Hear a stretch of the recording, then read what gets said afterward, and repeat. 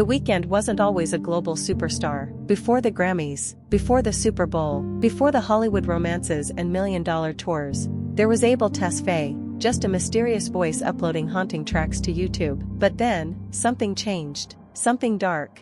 Suddenly, his rise was meteoric, his persona, sinister, his music, laced with cryptic symbols. And fans began asking a chilling question. Did The Weeknd sell his soul to the devil to become famous? Because ever since that rise, his work has been flooded with upside-down crosses, ritualistic sacrifices, and hellish imagery that seems too deliberate to be coincidence. In today's video, we're diving into the eerie world of The Weeknd, tracking clues hidden in music videos, lyrics, concerts, and rumors from behind the scenes. From Luciferian symbolism to Super Bowl rituals, this is the dark side of The Weeknd the industry doesn't want you to see. And remember, these are only theories, but once you hear the evidence, you might never see The Weeknd the same way again. Let's start at the beginning, the alleged soul selling. According to fan theories, The Weeknd made a deal with dark forces to achieve international fame. The supposed contract took place in the early 2010s, right as his sound exploded across the underground R&B scene. The moment he signed, that's where the real Weeknd was said to have died, and a new version was born. In the Starboy music video, we watch a hooded figure strangle and kill The Weeknd. Moments later, the killer removes the hood, revealing it's also The Weeknd. He then grabs a glowing red cross, walks into a trophy room filled with awards, and smashes everything from his past. That upside-down red cross? Fans say it's a satanic symbol, marking his death, his rebirth, and the sacrifice he had to make. And the destruction of the trophies? That's interpreted as rejection of his old identity in favor of one molded by dark forces. It wasn't just a music video. It was, according to conspiracy theorists, an initiation ritual, a coded message to those in the know about how fame really works in Hollywood.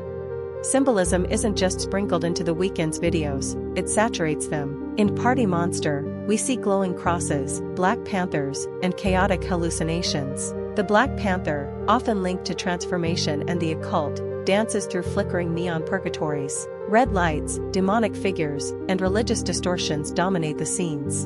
In Can't Feel My Face, the entire plot revolves around a mysterious man who sets The Weeknd on fire during a club performance. As soon as he burns, the crowd loves him. He becomes magnetic, powerful. This, fans claim, is symbolic of the moment he received demonic power. A Faustian deal where fame only came after spiritual ignition. It gets darker.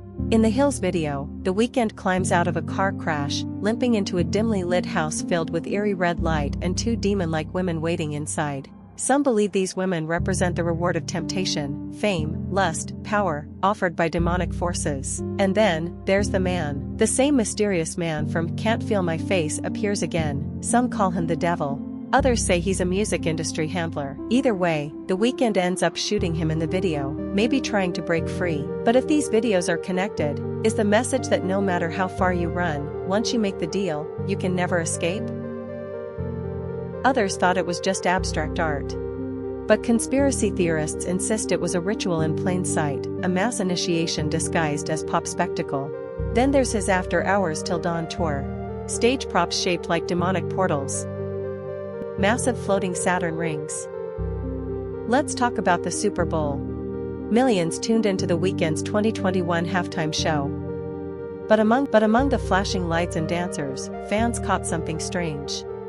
Behind him, in one scene, was a massive red sign flashing the word Satan. Another moment showed his soul falling from heaven to a crowd of masked figures in red, a descent into hell. Some viewers were disturbed. Often linked to ancient cult worship and sacrifice. The all-seeing eye, strange geometric patterns projected onto the floor. And fans noticed, the energy wasn't just visual. It was spiritual. In one viral clip, a concertgoer said she had to leave halfway through the show because it felt demonic.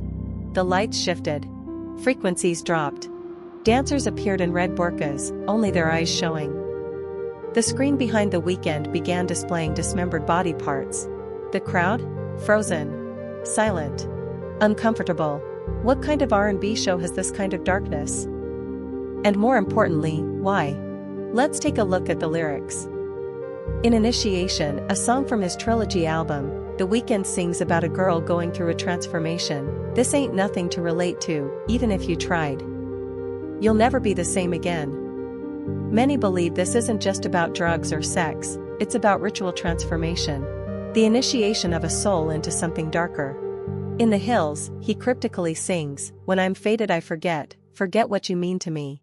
Some fans interpret this as the dissociation one must endure when they leave behind their humanity for fame. Even in Escape from LA, he talks about being trapped in a world of deception and sacrifice. There's always a girl around the corner that'll make you believe in the devil. Are these just moody lyrics? Or is the Weeknd warning us in plain sight? There's a theory in fan circles that artists under occult contracts are required to hide the truth in fiction, to use double meanings to confess without confessing. And when you apply that lens, everything changes. Why does the Weeknd use Saturn symbolism so often? In esoteric circles, Saturn isn't just a planet.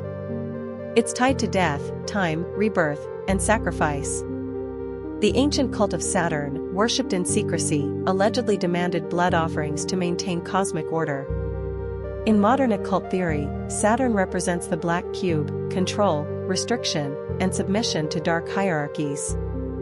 On the Weeknd's tour stages, you'll see massive Saturn rings glowing behind him. Lights align into six-pointed stars. His dancers move in geometric formations associated with alchemy and chaos magic. This isn't just showmanship. According to conspiracy theorists, it's ritual design. Just like Madonna's horned performance, or Travis Scott's fiery portal stage, or Doja Cat's demonic dance in red latex, they're all telling the same story, a system of stars worshipping something unholy, and using your attention to feed it. Let's talk energy. One of the wildest theories out there is that concerts, especially massive ones like the Weeknd's, are rituals to harvest energy. What does that mean? Essentially, thousands of people gather, they scream, they chant, they release adrenaline, dopamine, and spiritual energy into the space. And when the artist begins projecting occult imagery or calling down certain frequencies, boom. The crowd's collective energy is redirected. Fans at the Weeknd's concerts have said they felt drained afterward. One woman claimed she had to sage herself after his show. Others report feeling watched, or like something had entered the room with them. Is this paranoia? Mass hysteria? Or something real? Because energy is power, and attention is currency. And if someone or something can gather millions of fans into one space and direct their attention toward hellish symbolism, what exactly are we feeding? Not everyone buys into the theory. Some Reddit users argue this is all performance art, that the Weeknd is just edgy, aesthetic, and mysterious. One user wrote, "Artists and labels do this stuff on purpose. It's free publicity." Another added, "YouTube conspiracy theorists are being played. They're doing the industry's marketing for them." That's a valid point. After all, controversy sells. And if a few upside-down crosses and flaming cars can spark a million TikToks and YouTube essays, why wouldn't you do it? But if you thought we were done unraveling the twisted web surrounding the Weeknd, you couldn't be more wrong. Because behind the flashing lights, cryptic lyrics, and haunting stage shows lies something even darker. A pattern. One that fans, skeptics, and conspiracy theorists believe reveals a bigger system, a sinister architecture of fame that requires loyalty, secrecy, and sacrifice. And the Weeknd? According to them, he's not just part of it, he might be ascending the ranks. Let's talk about the After Hours era. When Abel debuted his bloodied face, red jacket, and manic smile, fans initially assumed it was an aesthetic choice, a way to match the noir themes of his latest album. But what if it was more than just marketing?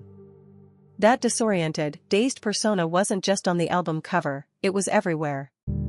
From award show appearances to late-night performances, he refused to break character. Some theorists say this wasn't Abel at all, it was the alter ego created after the initiation. The new Weeknd. The one who had fully submitted to the Hollywood system. The symbolism of his face being progressively bruised, bloodied, and mutilated as the album cycle continued? Many believe it was a public documentation of the spiritual and psychological torment required to earn and keep his place in the industry's upper circle. And there's more. During his 2020 MTV VMAs performance of Blinding Lights, The Weeknd stood alone on a rooftop surrounded by apocalyptic lights, fire, and sirens. Some say it symbolized the fall of a star, others suggest it was a ritualistic reenactment of an offering. The red lighting, the pulsing sirens, the bloodied face. All signs, allegedly, of a staged sacrifice, broadcasted to millions. Still think it's a reach? Let's talk about the dancers. Multiple fans across cities, from LA to Berlin, have noted that during the Weeknd's shows, he often surrounds himself with hooded figures, masked bodies, or identically dressed women in red. One clip shows dozens of dancers in a circular formation, spinning as the Weeknd stands in the center, barely moving, his voice echoing through reverb-heavy soundscapes. A recreation of a ceremonial circle, perhaps? Some argue that the entire setup mirrors a summoning, or worse, a ritual designed to trap the energy of the audience into something they don't even realize they're participating in. And that's the part that really gets under your skin, because if true, it's not just about him anymore. It's about you. The fans. The ones screaming, dancing, filming, cheering. If the theories are right, it's your energy that's being harvested. Your presence that fuels the system. One former audio tech who allegedly worked on a leg of the Weeknd's tour posted anonymously in a conspiracy forum, claiming, before each show, there were chants. Not rehearsals. Chants. The lights team wasn't allowed backstage while they were being done. I thought it was just a superstition thing, until I heard one. It wasn't English. It wasn't music. It was something else. Of course, there's no way to verify that claim. But for believers, it only adds fuel to the fire. And then there's Dawn FM. On the surface, it's a conceptual album framed as a radio transmission through purgatory. Sounds poetic, right? But if you listen carefully, the Weeknd repeatedly hints that the listener is dead, or in transition. Tracks like Gasoline and Every Angel is Terrifying are drenched in themes of death, rebirth, and submission to an unseen force. Jim Carrey's narration on the album? According to fans, he plays the role of a gatekeeper. A symbolic figure guiding listeners into the other side. A reference to spiritual passage that, in the occult world, mirrors ancient beliefs about soul contracts and transitions into higher dimensions. And those transitions don't come for free. Even the live Dawn FM performances are filled with eerie symbolism. Giant doorways, blinding white lights, Abel standing frozen, as if stuck between two worlds. One popular fan theory claims that each of the Weeknd's album eras represents a different level of his transformation, from an outsider to a vessel for something else. Something older, something darker. So how deep does this go? There's another layer to this, one most people miss, the Saturn connection. The planet Saturn, in many occult traditions, represents time, death, and rebirth. It's associated with Kronos, the god of time, and is symbolically tied to restriction, karma, and sometimes, sacrifice. During some of the Weeknd's performances, the visual backdrops subtly depict Saturn-like imagery. Rings, celestial alignments, and planetary symbols. Saturn worship, according to some theorists, lies at the heart of many secret societies. It's said to be the force behind dark alchemical transformation. In short, if you want to rise, you have to bleed. And Saturn always collects. During his After Hours Till Dawn tour, one stage design showed a glowing red planet hovering above the stage, with a thin ring circling it. Fans online began circulating screenshots, claiming it was an obvious nod to Saturn. Others dismissed it as a stylistic choice. But once you connect the dots between Saturn, sacrifice, the color red, and Abel's constant themes of duality and death, the pattern becomes harder to ignore. Even his silence speaks volumes. Unlike artists who clap back at conspiracy theories, the Weeknd has remained almost completely silent. He doesn't deny the claims. He doesn't engage. He lets the theories spread, almost as if he wants the speculation to grow. It's a strategy that fans say enhances his mysterious image, but others argue it's part of the playbook. A common tactic to keep attention on the brand, without breaking the illusion. But let's look at another angle, the Weeknd's relationships. Both Selena Gomez and Bella Hadid were involved with Abel during some of his darkest artistic periods. Some fans believe these relationships weren't just tabloid drama, they were part of the transformation process. In several music videos, including Call Out My Name, Abel hints at emotional torment, letting go of someone he loved, and sacrificing happiness for something greater. Was that about fame? Or was it about offering something else? So, was The Weeknd just telling a story, or confessing one? In a world where fame demands silence and symbolism hides the truth in plain sight, maybe we've already heard his warning, we just didn't recognize it. Because in the end, the scariest part isn't what he's showing us. It's what he won't say out loud.